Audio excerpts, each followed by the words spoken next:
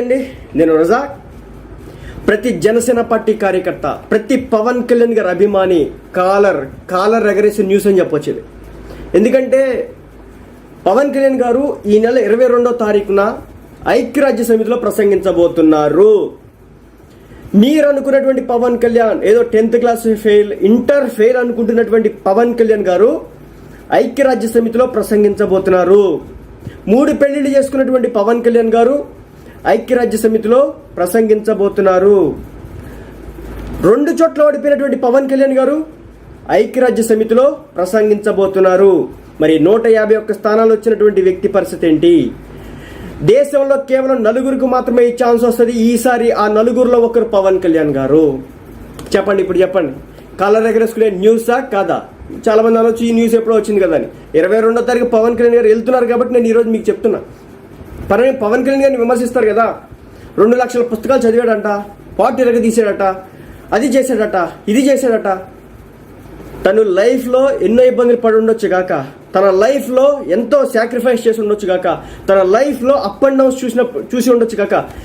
10 సంవత్సరాల పాటు హిట్టు లేకపోయినా ఒకే విధంగా ఉన్న వ్యక్తి పవన్ కళ్యాణ్. 10 సంవత్సరాల పాటు ఇండస్ట్రీలో హిట్టు లేకుండా స్టార్డమ్ని పెంచుకున్నటువంటి వ్యక్తి పవన్ కళ్యాణ్. అలాంటి వ్యక్తి ఎవరో లేరు. 2 లక్షల పుస్తకాలు అంటారే, అది చెప్పింది పవన్ కళ్యాణ్ గారు కాదు, పవన్ కళ్యాణ్ గారి తండ్రి గారు. అది కూడా 2 లక్షల పుస్తకాలు అని ఆయన ఏం చెప్పలా.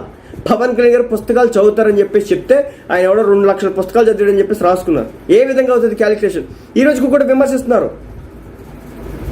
మీరు అనుకుంటున్నటువంటి అలా క్రిటిసైజ్ చేస్తున్నటువంటి వ్యక్తులకు చెప్తున్న మాట ఏంటంటే, ఇదే పవన్ కళ్యాణ్ గారు రేపు 22వ తారీఖున ఐక్యరాజ్య సమితిలో ప్రసంగించబోతున్నారు.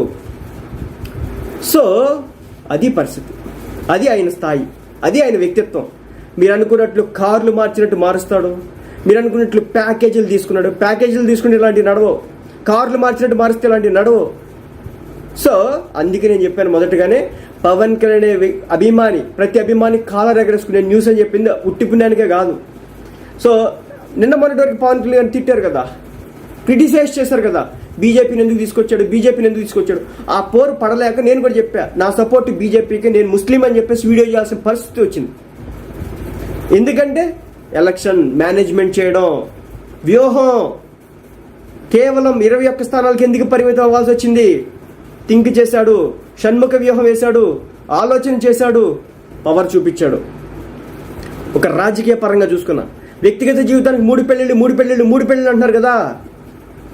ఈ రోజున అనకూడదు కానీ సొంత ఫ్యామిలీ మెంబర్స్ రోడ్డెక్కి మా సొంత కుటుంబ సభ్యులకు ఓట్లేదు అంటున్నారు. కానీ పవన్ కళ్యాణ్ గారు ఆమెతో డివోర్స్ తీసుకున్నారా, ఆమె ఈయనతో డివోర్స్ తీసుకున్నారా ఏమో తెలియదు, కానీ మొత్తానికి డివోర్స్ తీసుకున్నారు. రేణు దేశాయ్ గారు బయటకు వచ్చి పవన్ కళ్యాణ్ గారిని గెలిపించండి, చాలా ఉత్తముడు, మంచివాడు అని చెప్పేసి సర్టిఫికేట్ ఇచ్చారు. అది మీ వల్ల అవుతుందా? మీ సొంత ఫ్యామిలీ మెంబర్స్ పవన్ కళ్యాణ్ గారికి ఓట్లేస్తారా?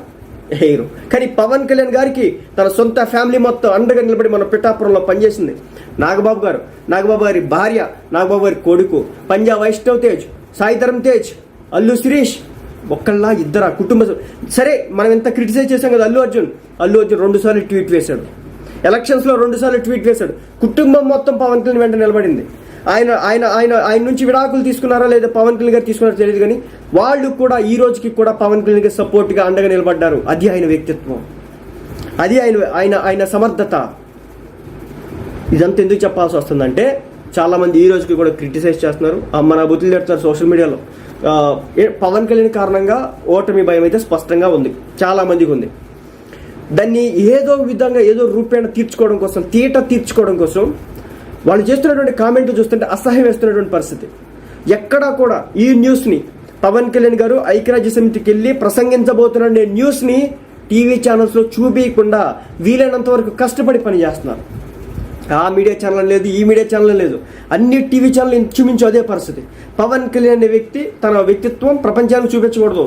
మనం ఎలా ఒక పాల్వే ముద్ర వేసాం కదా పిచ్చోడు అని చెప్పేసి, ఆ మాదిరిగా పెళ్ళాలు అని చెప్పో, పెళ్ళిళ్ళు అని చెప్పో, ప్యాకేజీలు అని చెప్పో ముద్ర వేయాలా, వేశారు, వర్కౌట్ కాలా.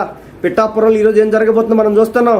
1,00,000 మెజారిటీ అంటున్నారు పిఠాపురంలో. ఏ ఒక్కరిని టార్గెట్ అడిగినా సరే, ఏమ్మా ఎవరు కొట్టేసావు? 4వ నెంబర్ అండి పవన్ కళ్యాణ్ గారికి.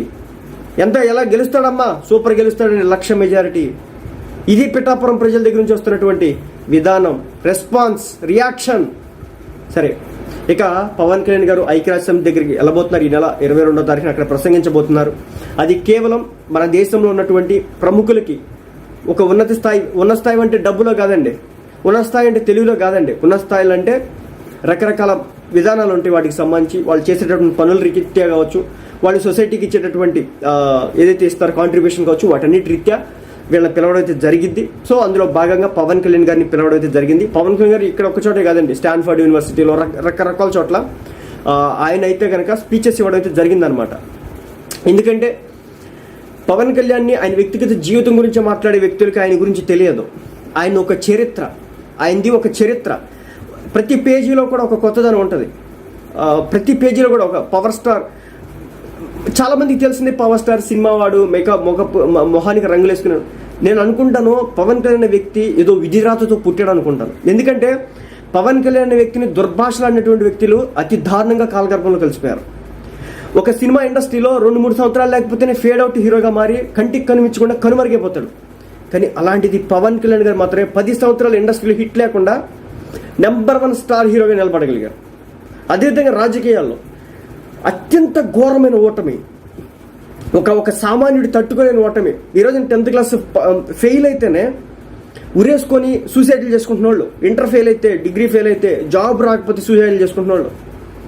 అలాంటిది తనకంత స్టార్డమ్ ఉంచుకొని రోజుకు ఒక కాల్ షీట్ 2 కోట్ల రూపాయలు వాల్యూ చేసే వ్యక్తి ప్రజల కోసం రోడ్ల మీదకి వచ్చి పోరాడి 2 ప్లేసెస్లో పోటీ చేస్తే 2 ప్లేసెస్లో ఓడిపోయి నిలబడి కలబడి 5 సంవత్సరాల తర్వాత తన ప్రతాపం చూపించాడు. పిఠాపురం దేశం మొత్తం కూడా చూడబోతుంది. దేశం మొత్తం, నేను చెప్తున్నాను కాదు, పిఠాపురం దేశం మొత్తం కూడా చూడబోతుంది. రేపు 4వ తారీఖున ఆంధ్ర రాష్ట్ర రాజకీయం అంతా ఒక ఎత్తుంటే పిఠాపురం రాజకీయం ఇంకో ఎత్తు ఉంటుంది. పిఠాపురం రాజకీయం ఇంకో ఎత్తు ఉంటుంది. సో అలా ఉంటుందన్నమాట. ఆయన నీతి, నిజాయితీ, నిబద్ధత, ప్రజల పట్ల ఉన్నటువంటి ప్రేమ, అభిమానం, గౌరవం, సమాజం పట్ల ఉన్నటువంటి సేవా తత్పరత, వీటన్నిటి రీత్యా చూసుకుంటే కనుక పవన్ కళ్యాణ్ గారికి ఐక్యరాజ్య సమితి నుంచి ఆహ్వానం వచ్చింది. డబ్బు పెట్టకపోవచ్చు, డబ్బు రూపాయి పంచకపోవచ్చు. ఆక్స్ఫర్డ్ యూనివర్సిటీలో, స్టాన్ఫర్డ్ యూనివర్సిటీలో, ఐక్యరాజ్య సమితుల్లో ప్రసంగించేటటువంటి స్థానం ఈరోజు పవన్ కళ్యాణ్ గారికి మాత్రమే ఉంది. ఆయన దగ్గర పద్మవిభూషణ్ లేకపోవచ్చు, పద్మభూషణ్ లేకపోవచ్చు, భారత రత్న లేకపోవచ్చు. నటుడిగా ఏదో కొత్త అవార్డులు అల్లూరి అర్జున్కి ఇచ్చారు కదా ఒక 60 సంవత్సరాల తర్వాత, అలాంటివి కూడా లేకపోయి ఉండొచ్చు గాక. ఇతర దేశాల్లో ఆయన ఖ్యాతిని గుర్తిస్తున్నారు. ప్రపంచ దేశాలు పవన్ కళ్యాణ్ గారి ఖ్యాతిని గుర్తిస్తున్నాయి. ప్రపంచ దేశాలు మొత్తం పవన్ కళ్యాణ్ గారి వ్యక్తిత్వాన్ని గుర్తిస్తున్నాయి. నిజంగా హ్యాట్స్ ఆఫ్. నిజంగా పవన్ కళ్యాణ్ ఫ్యాన్స్ అంతా, అభిమానులంతా కూడా కాళ్ళు ఎగరేసుకొని చెప్పుకునేటటువంటి న్యూస్ ఇది. మరుగున పడిపోతుంది. ఒక్క మీడియా సంస్థ కూడా దీనికి సంబంధించి కాన్సన్ట్రేట్ చేయలేదు. వీడియో వేయడానికి కూడా బాధపడుతున్నారు. అది ఎక్కడ పవన్ కళ్యాణ్ గారి పేరు ఇంకా ఇంకా ఇంకా ఇంకా ప్రజల్లోకి వెళ్ళిపోద్దని ఒక భయం, ఒక బాధ, ఒక మంట, ఒక నొప్పి. సో అందుకే మనం ఈ వీడియో చేయడం అయితే జరిగింది. మొత్తానికి పవన్ కళ్యాణ్ గారికి ఐక్యరాజ్య సమితి ఆహ్వానం అయితే వచ్చింది. ఈ నెల 22వ తారీఖున పవన్ కళ్యాణ్ గారు అక్కడికి వెళ్ళి ప్రసంగించబోతున్నారు అన్నమాట.